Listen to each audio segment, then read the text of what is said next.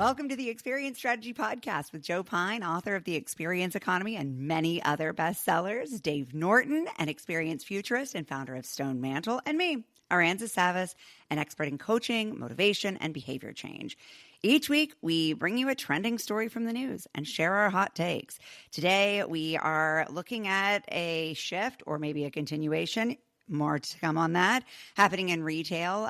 What we're seeing is an intentional slowing down of the shopping experience. The discussion is going to center around a recent Wall Street Journal piece by Jennifer Williams that explores how major retailers are rethinking store design and customer flow. Now, we're going to share a link to this article in the show notes so you can read it yourself, but just a quick overview of what Jennifer has to say here. So the core insight she presents is maybe counterintuitive. So while lots of businesses are focusing on getting customers in and out quickly, brands like Canada Goose, Coach, and Tanger are doing the exact opposite. They're adding VIP lounges, coffee bars, cold rooms for trying on parkas, precisely, which I just think is such a fabulous idea. They're even adding lawn spaces, all designed to get customers to linger longer in stores. So she presents that the strategy is rooted in a simple premise backed by some retail data, essentially pointing to the fact that the longer someone spends in a store, the more likely they are to convert into a purchaser. This is becoming especially relevant now in our post-pandemic retail landscape, where consumers want more if they're going to actually leave their houses. They know how to shop online now, and they will if there's not something better out there for them. What makes this interesting, especially from an experience strategy perspective, is how it's reflecting broader shifts in consumer behavior. So we'll share our hot takes with you, but we hope you'll continue to share yours with us too on LinkedIn as well. So Joe, let's start with you. What were your initial thoughts on this story? Well, finally, somebody wrote in the Wall Street Journal what I've been saying for 20 years. Welcome to the Experience Economy, Wall Street Journal. Exactly. Which is the more time you spend in the place, the more money you spend, right? Yep. On average. I mean, it's just it's axiomatic that's the case. They do have this little warning in the back of the article. Well, sometimes spending more time, isn't a good thing. Also, yeah, if you're wasting your customers' time, if you're taking too long to transact, if you've got not enough servers for the number of people in the store, yeah. The worst thing you can do is waste that most precious resource on the planet, which is the time of individual human beings. But what they're offering these stores is time well spent. Right? That people are valuing the time that they spend, and then the more money they spend, which of course is a concept I got from Dave 20 years ago. Yeah, it's actually one of the things that really drew me into Dave's program, the Collaboratives, was this concept around time well spent and ultimately measuring time well spent. And it's something we used right away at Weight Watchers when I was there, because it just gave us a much more valuable insight than, did you like this? And did you tell your friends that they should come too? But the other point to what you're saying here, Joe, that I think they make really well is they talk about the Toys R Us example, where they added an event space that was allowing parents and children to do fashion shows and talent competitions and karaoke, except it wasn't about toys. Right. So it wasn't working to convert them into anything. What they needed, and that's what I think is so important about this, in addition to time well spent, it's also got to be meaningful for the brand. And so, yeah, a cold room where you can try on a parka, that gives you so much great data about that mode you're going to be in, right? About your contextual need. Oh, well, when I'm walking into the store and it's 75 degrees out, it's really hard to channel my frozen self. And honestly, trying on anything when it's warm just feels kind of gross and sticky. But if they put you in that cold room where you can reconnect to that need, it's so powerful. And that, I think, is the real secret to this, in addition to not wasting time, is we've got to think about how we give people a meaningful experience with our products. Yeah. And convert them back to that context. I think I think that there's something that we really need to point out. Jerry Storch, the former chief executive of Toys R Us, said it didn't really work. To some of the things that they were trying, it worked at first, but then it didn't work. Two things to point out right away. Toys R Us is no longer around. Oopsie. Okay. And part of the reason why they're no longer around is because the distribution model changed for toys, so that you could buy them online and you could have them shipped to you. And that was a big deal for them. What happened back when companies were first starting to put experiences in retail, and we talked about this a little bit in one of our other podcasts, is they changed the way that they set up the floor plan, but they didn't change their metrics. So they continued to focus on sales per square inch, per square foot, per square whatever. And if you take up a lot of space within the store for an activity, then you don't have room for all the T-shirts. And so they were using the wrong metric at the time. Now, maybe it was the only metric they could use because at that time, e-commerce wasn't that great. But today, people have the ability to go into a store, have an experience, and still buy the thing online, either through the store or through their phone. And so I think that this is as much a story about measuring the wrong thing as it is about having experiences in stores, right? And to some degree, that's still kind of the issue in the article. It's still an article about how do we sell more in stores. And I think that there's more that could be done than just selling more in stores that would increase overall. So what you're trying to say is they need to be measuring total sales based on this. Yeah. Yeah. They still need other distribution channels and things like that. Well, it's like, so if we were to redesign the Toys R Us experience here, let's pretend Toys R Us still existed. Based on what we've said so far, we would say, okay, yeah, you're still going to have toys in store because what do kids want? They want to play with toys and then they want to leave with toys. Kids are not known for their patience. So it is particularly challenging for them. But they could put more of that in sort of back storage areas. They don't have to have it all out in front. And so rather than doing fashion shows, they are not a fashion brand. That wasn't their primary target. There are other places you can go to get clothes, but they were Toys R Us.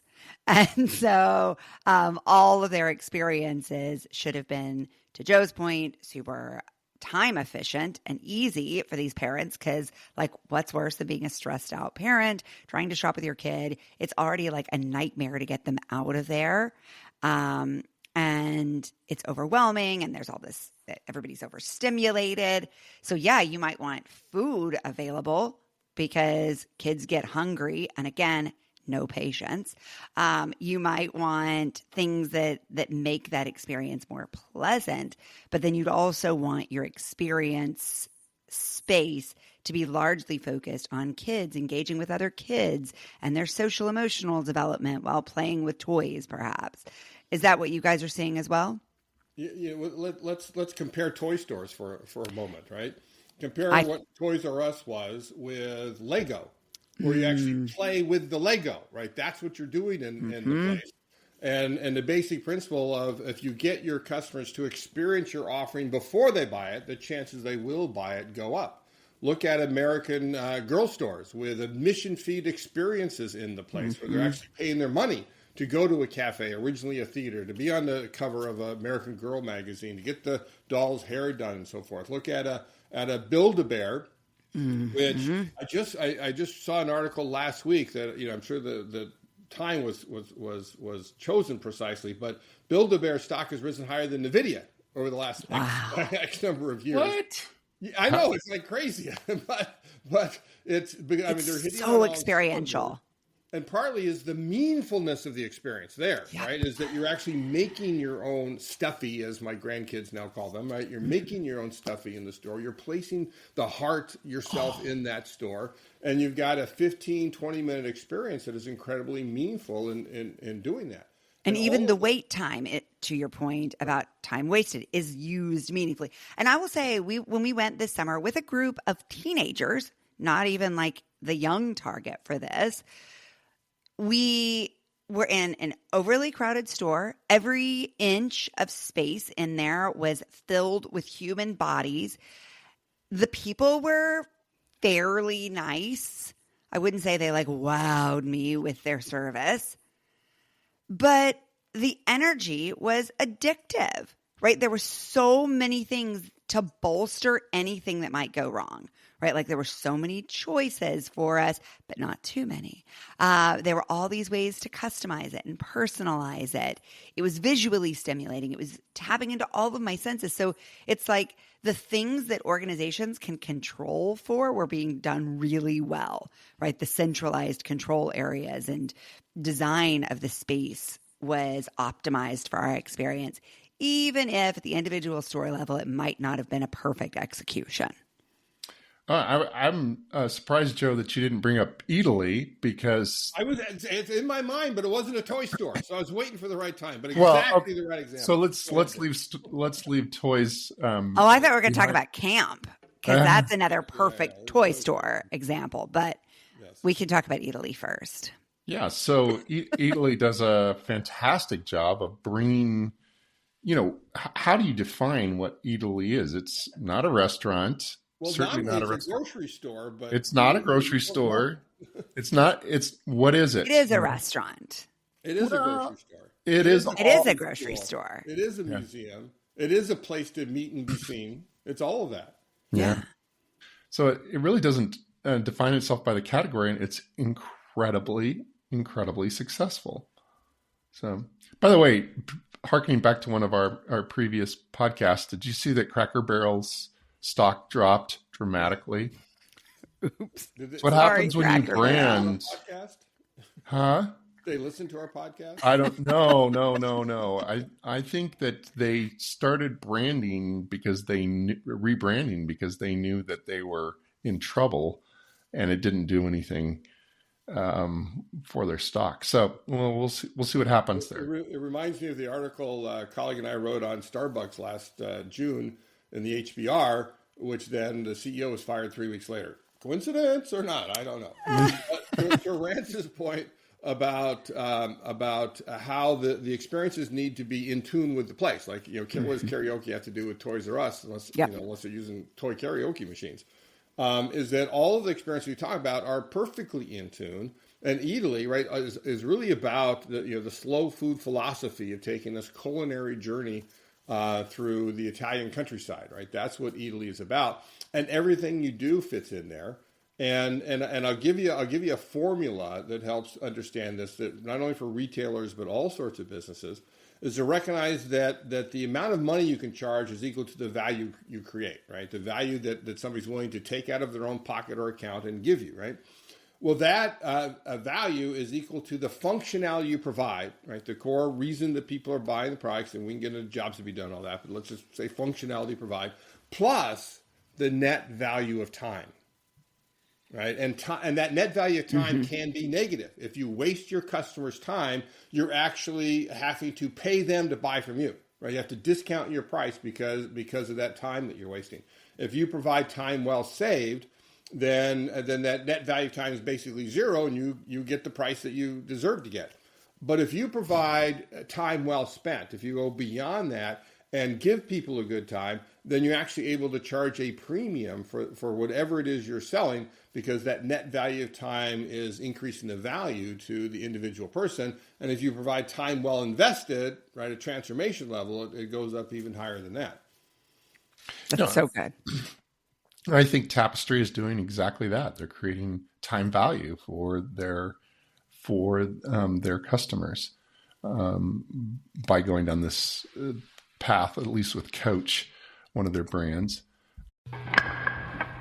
Friends, you know that Joe, Dave, and I lead the Experience Strategy Collaboratives. What you may not know is that this year is the 20th anniversary of Stone Mantle. And to celebrate, we are pulling out all of the stops. This year's program will help your company create the best AI solutions, the best transformation experiences, the best engagement strategies, and it will help you shape your business model for the future. And for listeners of this podcast, we have an amazing offer. We're giving away a one-person membership to the collaboratives, a $35,000 value. Yep. The winner can participate in the collaboratives for free. To enter, just complete our entry form and subscribe to the Experience Strategist Substack. You'll find links to both in the show notes and on our Substack, theexperiencedstrategist.substack.com. Enter to win through June 30th, 2025. Yeah, I mean, I'm still stuck on toy stores. Sorry. But I want to talk about camp. I looked up their website really quickly as we were talking. And to your point, Joe, it fits the model perfectly. So they say, for those who don't know, at camp, stores are a shop play hybrid is how they describe it. And so it says in here, literally, every surface is a seamless blend of play and product. I love it. It's great. They're not worried about the merchandise necessarily getting ruined. They're focused on the play. Mm-hmm. They've got some way of making sure that you can get a toy in a package. They don't have to put it out on the shelves. Going back to this idea of time value for a second, I had a great experience at Walmart, which is crazy. Like I love being able to have Walmart send stuff to me, because why would I waste my time walking through a Walmart? I mean, it's like that, you know, like that's not the way to go. But if I have basic commodities that I want, I'll have them shipped to me, and I'm perfectly willing to pay the driver tip so that I don't have to go into the store. But I haven't walked into a grocery store since 2018. Yeah. Wow. I mean, I might have stepped foot in one a couple of times, but I haven't gotten my groceries that way. Yeah. 7 years every week. And I'm so happy to pay that fee. I am like, take my money. I would like the time saved. It's saving you time. And the money saved, honestly. Which I'm not sure is great for their business, except that I am totally loyal. And so instead of spending, you know, a little bit of money here and a little bit of money at Aldi and a little bit of money at Costco, I don't know, however people do it, going to all these different stores, all of my money goes to one store and it goes there every week like clockwork. Well, I actually went into a Walmart, which I do fairly regularly because there's one close. And what I needed was vinegar. I'd run out of all of my different. I like to cook, and I'd run out of a number rice vinegar, red wine vinegar, and so I walked in there, and there were all of these different vinegars. I wasn't expecting Walmart to have this wide range of choice with some pretty quality looking stuff there. I was like, these guys are starting to get it. They're never going to be an experiential venue, but they can make the experience just a little bit better by their merchandising. They actually have a VP, Alvis Washington, remember, because I quote him sometimes, his Vast Company article like 3 years ago, VP of Store Design and Experiences, and there might be one other "and" in there. And he said that the last battle was around time. Exact words of time well saved. The next battle is around time well spent. Right. So there's somebody who's read us and understand, and you're seeing that effect of Walmart. It's starting to work, and some of the things that they're doing with their app and the way that you pay, I'm like, wow, this is kind of forward looking for a brand that I've been kind of slamming on for quite some time. They're actually, I think, coming together. Yeah, I mean, I think we all just sort of discounted them, pardon the pun. Right? They were riding on price, and Right. they could compete on price and convenience. They were the only game in town in a lot of places, and so their competition set wasn't necessarily experiential. They didn't have to think about, but now they are competing against Amazon and Target. And does Kmart even exist anymore? I actually don't know. No. One location in the Philippines. Huh? Wow. Fascinating. Fascinating. So they took care of that problem. But their competitive set is just so different now. And you're right. It's digital and experiential, which all in-store retail should be to some degree, because they should be, to Joe's point, thinking about time well spent, saved, and invested. Yeah. I just reading the next sentence in the Camp article just so you can enjoy it with me. So the first sentence was every surface in store is a seamless blend of play and product. Camp.com is a natural extension of that experience. And so this is a brand, then they've definitely read us, that is looking at this in a holistic way. And so for me, the big takeaway from all of this, especially as we reflect back on Cracker Barrel, is that your experience decisions need to be authentic. Because what was our major issue with Cracker Barrel? They were trying to be something they weren't for someone who didn't already love them, instead of trying to expand what they were best at for more people and make themselves even better for their loyal customer. And I think the same is what we're talking about here. The Toys R Us problem is they were doing something they weren't known for that wasn't going to drive their ROI because it wasn't contextually relevant. And so as other brands are thinking about how to do this, to me, that's the key word here is authenticity or relevance, however you want to talk about it there. I think it's also measurement. How do you measure profitability? Yeah. If you're measuring profitability by sales per square foot, you're probably missing the point. You need to be measuring based on time value, based on like time well spent, time well saved. You've got multiple channels now that you can use. You don't have to just do everything in the store, in the branch, in wherever it is that you transact. Yeah. I'll give you just one more. The one more measurement is is your experience that you're providing in the store so good that you can charge admission for it? Right. Again, that totally changes the profitability because customers are paying you to sell to them, right? By incorporating these, which is what you see in Italy, in American Girl, and in so many other retail experiences that we could cite. And then your ROI equation goes up tremendously because customers are paying you, and because of that experience of them paying for, they are buying more merchandise. Mm-hmm. All right, guys, I have a question for you. You don't need to answer it now. Think on it for the next week and then tell us in the next episode. If you were to start an experience-led brand or business, what would you do? All right. You have 1 week to come up with an answer, and then we'll share it on the next episode. So, listener, you won't want to miss that one because, I don't know, I'd bet on whatever these guys do. And I actually had an idea. That's why I asked the question. I'm cheating. You already had an idea. Cheater. Thanks for the great conversation, guys. Looking forward to hearing your brand ideas next week. But most of all, looking forward to another great discussion. For those of you listening, tune in and join us, but keep talking to us over on Substack, where you have access to an enormous amount of resources and writing and tools and ideas around measurement and all of this stuff on the Experience Strategist Substack. And if you haven't subscribed there, please go ahead and subscribe and join us in the conversation there.